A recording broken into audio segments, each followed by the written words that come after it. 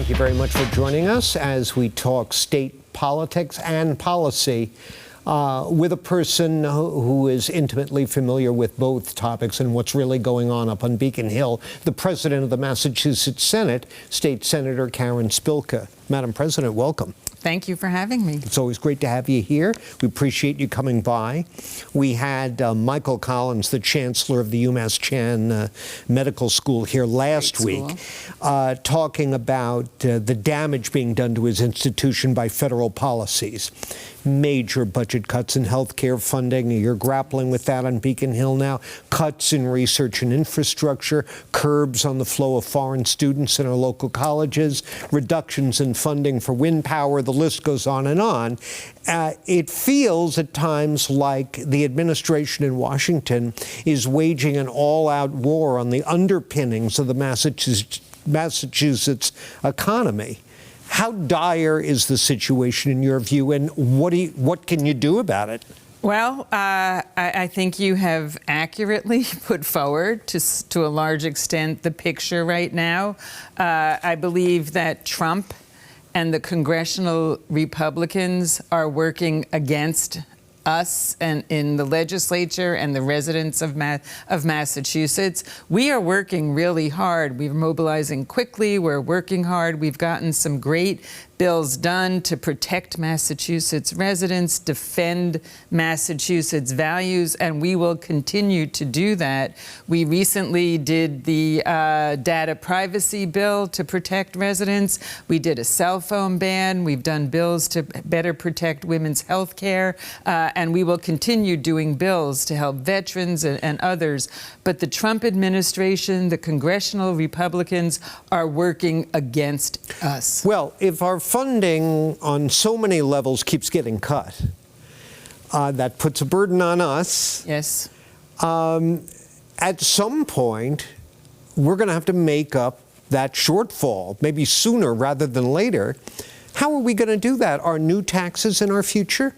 I'm not talking about new taxes right now. I am trying to figure out, working with my partners in government, my partners in the state, how to protect Massachusetts. There are things, we are not going to have enough funding. We have a good rainy day fund. We're not going to have enough to cover everything. We're looking at the impacts. We're trying to meet with people. Yesterday, there were hearings on the revenue picture of what is happening. Yeah. Experts came in, and just with the Trump bill that was passed, I refuse to refer to it as anything other than a terrible bill. We will be losing the state about $650 million from that bill, just in getting revenue alone, and many other things that will negatively impact Massachusetts. Well, this doesn't just affect the state level. It certainly, I mean, I was going to say it trickles down. That's probably not a good description, but there's already intense financial pressure at the municipal level. Yes. And that's just going to get even worse. Just recently, Boston Mayor Michelle Wu suggested it might be time to reconsider the constraints of Proposition 2.5, which limits the increase in local property taxes to 2.5% unless the residents vote otherwise. Are you open to that?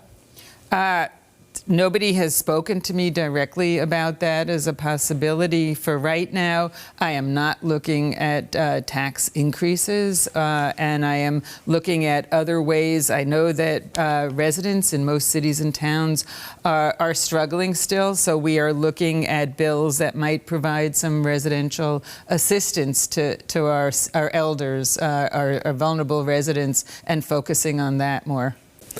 And Karen, you've been a big supporter, you mentioned this in our first segment, of banning smartphones in schools during the school day.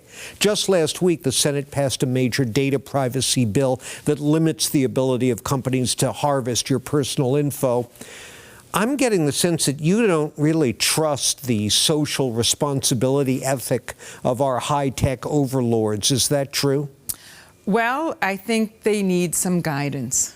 by the state. I think that the cell phone ban in schools, my son is a teacher in New York City, and they just implemented a cell phone ban, and he said the whole atmosphere of his classes has improved tremendously. He said kids are focused more on learning. They're talking among themselves to work together.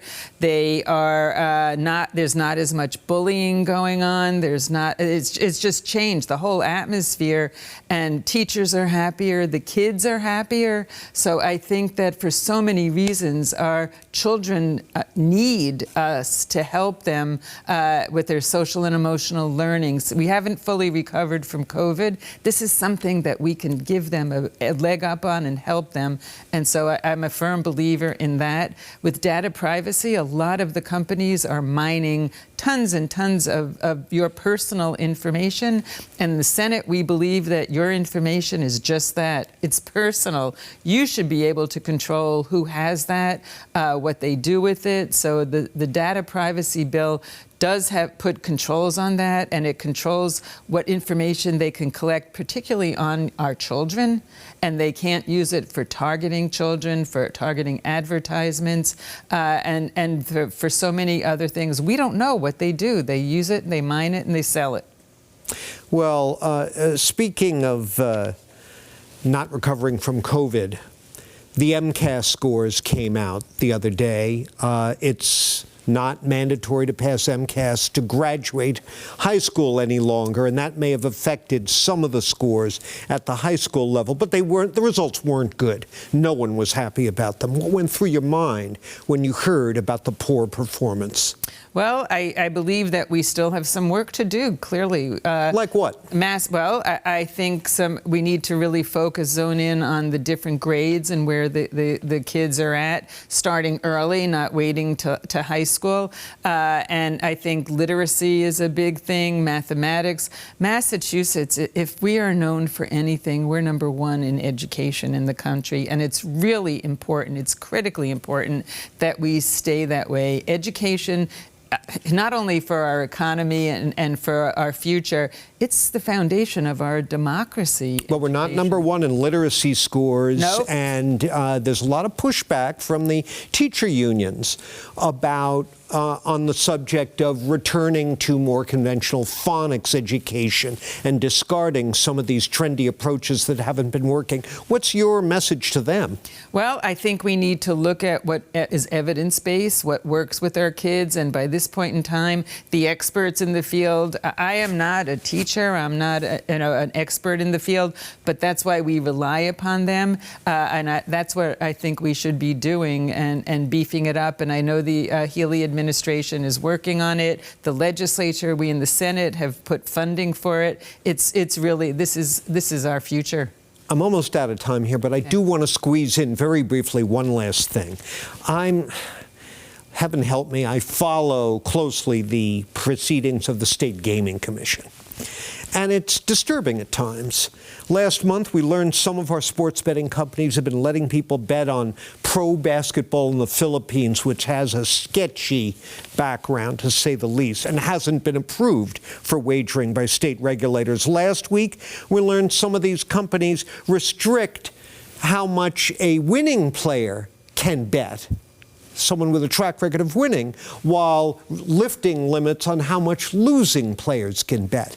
Do you believe the State Gaming Commission is doing a good job of regulating sports betting?